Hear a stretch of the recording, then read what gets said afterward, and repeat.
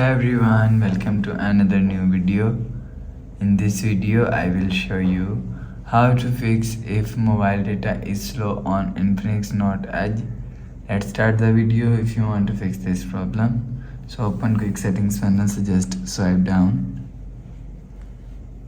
and turn on flight mode and turn off flight mode. Turn on or turn off flight mode 1 to 3 times. After the process, go back to home screen. You will see your problem is solved. But if it not solved, so check your network.